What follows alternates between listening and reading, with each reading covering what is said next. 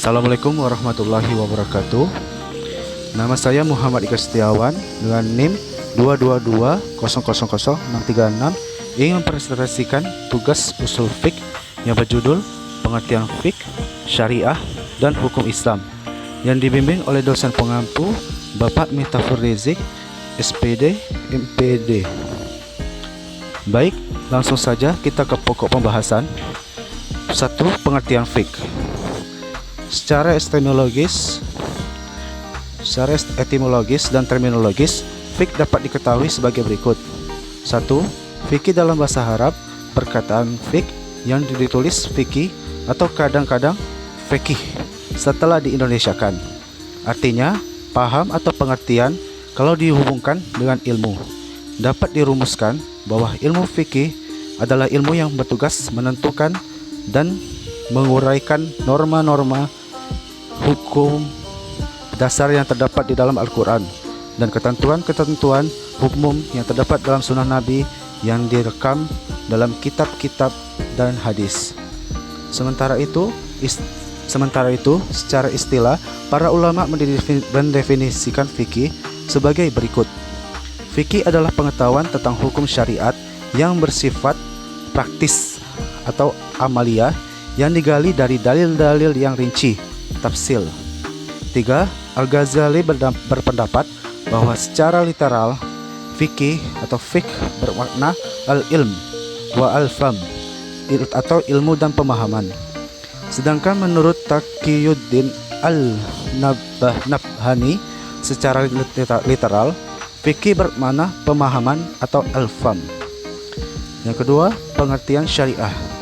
Pengertian syariah menurut etimologi dan terminologi yaitu 1. Syariah adalah kata syariah yang berasal dari kata syarah. Kata ini menurut Ar-Razi dalam bukunya Mukhtarus Shihab bisa berarti nahajah atau menempuh, audahab atau menjelaskan, dan bayan al-masalik menunjukkan jalan. Sedangkan menurut Al-Jurjani syariah juga artinya mazhab dan tirqoh mustaqim atau jalan yang lurus. Imam Al-Qurtubi menyebut bahwa syariah artinya adalah agama yang ditetapkan oleh Allah SWT untuk hamba-hambanya yang terdiri dari berbagai hukum dan ketentuan. Kedua, yang dimaksud dengan syariat atau ditulis dengan syariah secara harfiah adalah jalan ke sumber atau mata air yang jalan yang lurus yang harus diikuti oleh setiap muslim. Syariat merupakan jalan hidup muslim. Syariat merupakan jalan hidup muslim jika ketetapan Allah dan ketentuan-ketentuan Rasulnya, baik berupa larangan maupun berupa suruhan, meliputi seluruh aspek hidup dan kehidupan manusia. Karya karangan Ali Muhammad Daud 2019 atau 46. Pengertian hukum Islam. Jika berbicara tentang hukum secara sederhana, segera terlintas dalam pikiran kita peraturan-peraturan atau seperangkat norma yang mengatur tingkah laku manusia dalam suatu masyarakat.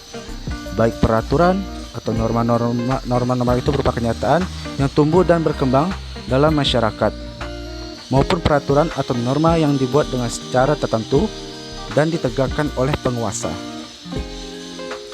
Hukum Islam memiliki dasar dan kerangka hukum yang ditetapkan oleh Allah, tidak hanya mengatur hubungan manusia dengan manusia lain yang berada dalam masyarakat, tetapi juga hubungan-hubungan lainnya.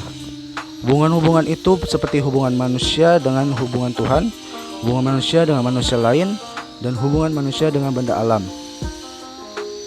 dalam masyarakat serta alam sekitarnya. Interaksi manusia dalam berbagai tata hubungan itu diatur oleh seperangkat ukuran tingkah laku yang di dalam bahasa Arab disebut hukum, jamaknya ahkam. Baik, kita masuk ke dalam poin terakhir, yaitu poin kesimpulan. A. Fikih adalah ilmu yang bertugas menentukan dan menguraikan norma-norma hukum dasar yang terdapat di dalam Al-Quran dan ketentuan-ketentuan umum yang terdapat dalam sunnah Nabi yang direkam oleh kitab-kitab hadis. B. Yang dimaksud dengan syariat atau ditulis dengan syariah secara harfiah adalah jalan ke sumber mata air atau yakini jalan yang lurus harus diikuti oleh setiap umat muslim. Syariat merupakan jalan hidup muslim, ketetapan Allah dan ketentuan Rasulnya, baik berupa larangan maupun berupa suruhan, meliputi seluruh aspek hidup dan kehidupan manusia. C. Hukum Islam adalah dasar dan kerangka hubungannya ditetapkan oleh Allah. Tidak hanya mengatur hubungan manusia dengan manusia lain dan benda dalam masyarakat, tetapi juga hubungan-hubungan lainnya. Karena manusia yang hidup dalam masyarakat itu mempunyai berbagai hubungan. Hubungan-hubungan itu seperti hubungan manusia dengan Tuhan, hubungan manusia dengan manusia lain, dan hubungan manusia dengan benda dalam masyarakat serta alam sekitarnya.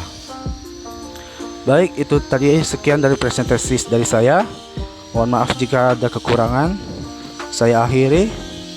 Wabillahi taufiq wal hidayah. Wassalamualaikum warahmatullahi wabarakatuh.